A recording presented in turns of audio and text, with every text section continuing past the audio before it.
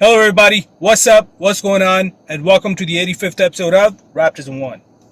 A few things have been happening in the Raptors world, and of course, a few things even in the NBA that I want to talk about specifically.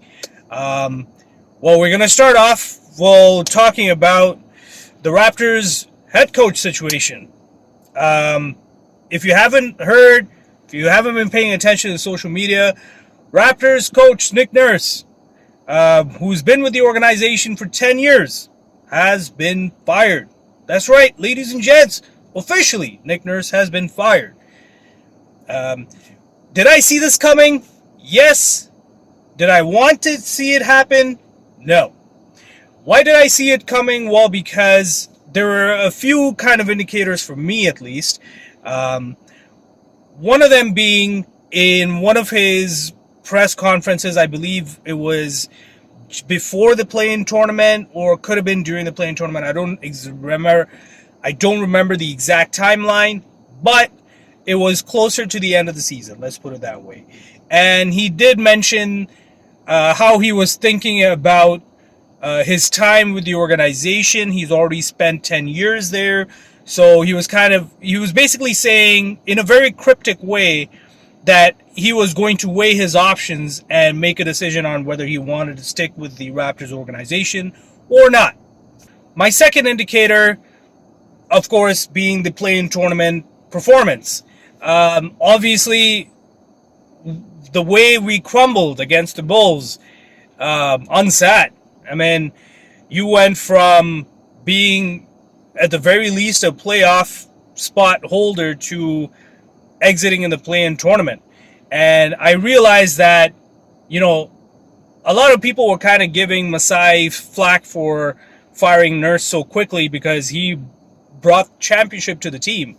But at the same time, he also got enough chances with the organization.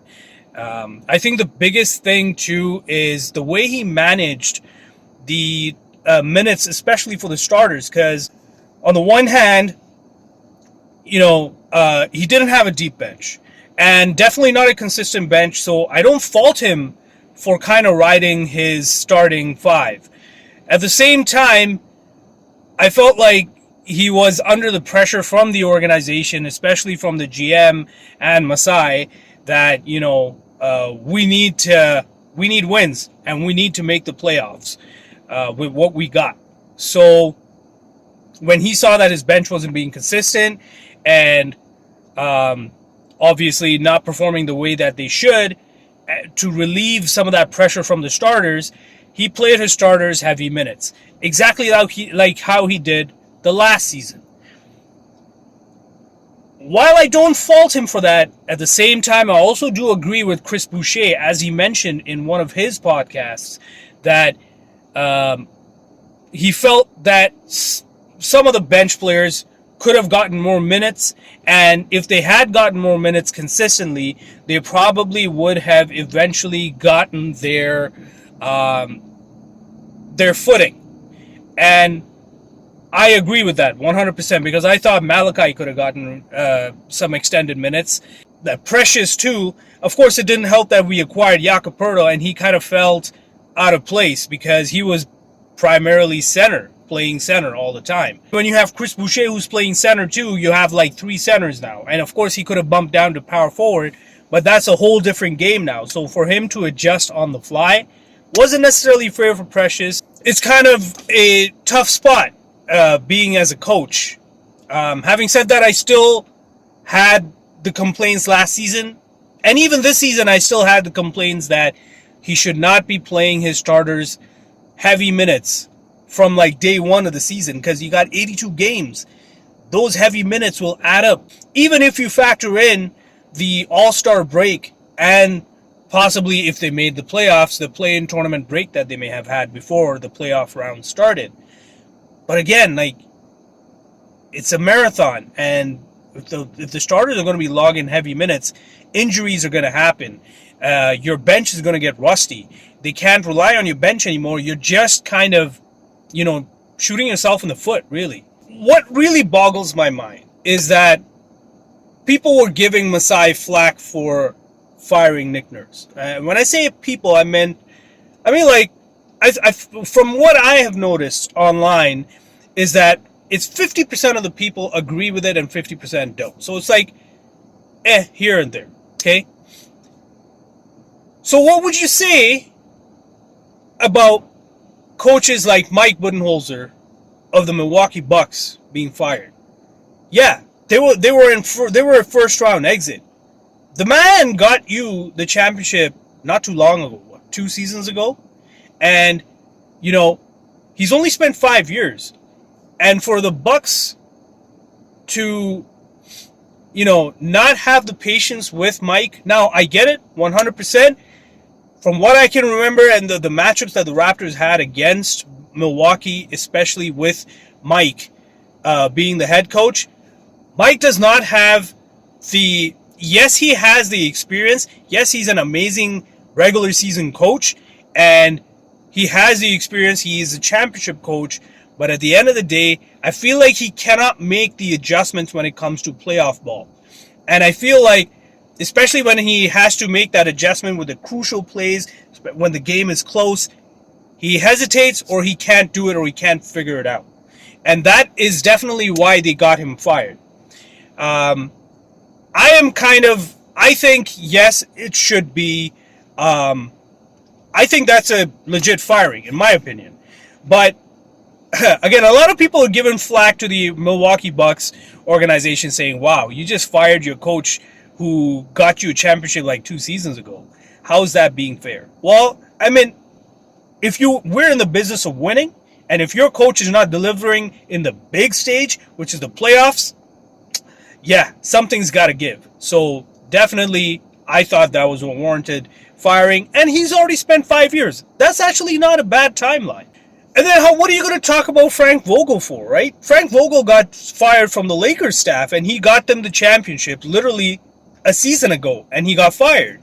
Think about that. And all these coaches have been, coaches of the year as well, and they got fired. Again, this is a business, right? I personally thought firing Frank Vogel right after the championship season was definitely not on for me. But again, when LeBron is playing GM, Rob Pelinka doesn't have very much choice, right? Now I want to talk about the whole Gary Trent situation. With Gary Trent, it seems, and there are multiple sources that say that, a lot of executives are closely monitoring the Gary Trent situation and how he's going to opt out of his last year and hit the free agency market. I think he's going to make big bucks for sure.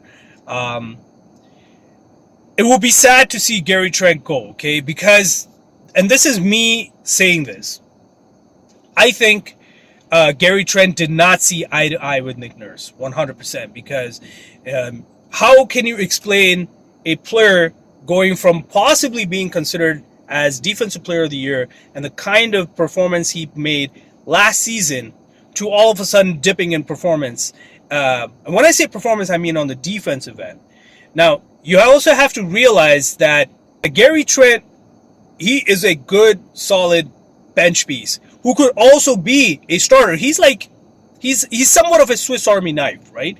And even though he had a not as impressive of a performance on the defensive end that he did last season, he actually still was one of the top defensive wings in the league. When I say one of the top, definitely top 10. But again, when your coach has a certain system and they're trying something new, the roles have changed. Gary was I felt like Gary was being a professional day in, day out. Whenever they asked him to be in the starting lineup, he was there. Whenever they told him, hey, you got to move to the bench, he did it. And he flourished in the bench role. So to see him walk away, I've been a Gary Trent fan since day one. And I really hope that, again, if it means we have to give up on Gary Trent because we can sign somebody like a marquee player, it will be a hard yes, but I would do it. But if we're just gonna let him walk away, that's tough, man. I really hope that the Raptors can figure something out with Gary and sign him back on. Freddie, honestly, if Freddie walks out in the opts out of his last year, let him opt out. If he wants more money, I can't give him like Lowry money for sure. But maybe like 25 milli per year. That's it. That's my limit. Because I honestly, as good of a player, and the fact that he runs the offense and defense, sort of the defense, but definitely offense, as much as he does that for the team and he knows the playbook, Nurse is fired. Do I honestly think Freddie's coming back? You ask my opinion? No. I don't think Freddie's coming back. I think Freddie is done. Because now he has to learn a whole new playbook, new system of a new coach. And does it mean that he can't do it? Yeah, I think he can't do it. Because he's so used to the Nurse system that as soon as they even changed the system this year where they have him playing more off ball, his performance dipped. From being a primary ball handler to off ball, his performance dipped. So think about changing a new coach, what that's going to do to Freddie's performance. So I'm having Freddie walk out 100%. Free up some cap space. Let's get some decent players in the fold. I hear maybe we could get Shea. This is a rumor that I'm starting, but hey, let's just put that rumor out there in the NBA universe. Hopefully it catches on and we get Shea paired up with Pascal. Let's do it, baby. And of course, signing Gary Trent back on and signing Jakob Poeltl. 100% we got it. I say our priority for the UFAs this season, number 1, Jakob Poeltl. Let's sign him back on. Number 2, Gary Trent. Number 3, we let Freddie walk. Boom. Done. See you later. Speaking of head coaches, yes, now that Nurse is fired, ladies and gents, hit the comment section. Let me know who from the available coaches can we put on the staff. We have Frank Vogel. We also have Kenny Atkinson. We have, I think it was a Warriors assistant coach too. But we have a few coaches in the mix. Hit the comment section. Let me know who would be a good replacement for Nick Nurse. I also want to talk about Debo. Debo's latest comments. You know, I got nothing but love for Debo. And if you don't know who Debo is, I'm talking about, Toronto Raptors, the son of Toronto Raptors, man. DeMar DeRozan. That's right. I got to say, I got a lot of love for Debo, but recently he said something, and from that comment, I could tell how much the 2020 season of him being traded still affects him to this day. It's one of those, I get it, like, he's been the, if not the most loyal Toronto Raptor. He's been there for the team. He took salary cuts. He was like, I am Toronto, and I appreciate that. But my man, come on. And you really think if you were on in 2020, we would have won the championship with you and without Kawhi? Okay, here's the thing. Debo's got a good game, but he's not a two-way player like Kawhi is. And Kawhi's got that, he's got that killer instinct, and he's got that strength that Debo doesn't have at that position. And and Debo, like, especially at that time, he was still developing. Like, he was close. Now he needed to figure out how to come out of the traps, the double teaming, how to make that proper read, the proper pass. And he couldn't do that. And Kawhi was already there, so I ladies and gents, you tell me what you think. Do you honestly think that the Raptors would have won the chip with DeMar being on the roster in 2020? I don't know, man. Especially if we are running a lot of plays for DeMar, players like Lowry, like Pascal, like Freddie.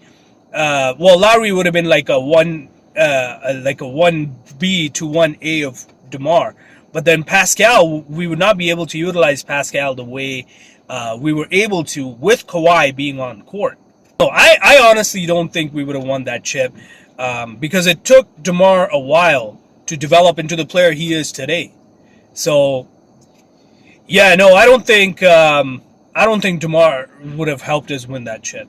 Again, you also have to realize that the kind of system that Nick Nurse, the kind of plays that he ran, which was always looking for the best shot, versus Dwayne Casey, which was like, let DeMar work and then we'll work off of him, or occasionally let Kyle work and we'll work off of him. But then of course we're still gonna see how DeMar is going, right? If DeMar and Kyle are going, only then everybody else goes. But the way Nick Nurse was going was, let's take the best shot. So anybody at any given time can get it going. Now, of course, when Kawhi was in the mix, it was more like, let Kawhi work, and then we'll go off of him. 100%. I agree that was a system that happened in 2020. But that system worked better with Kawhi than it would have worked with DeMar. So that's it for me, folks. Again, if you like the content, don't forget to hit that thumbs up button. And if you want to check out more of my content, don't forget to hit that subscribe button. You're more than welcome to join the Raptors Warm family. And don't forget to hit that comment section. But of course, keep it respectful. Until next time, I'm out.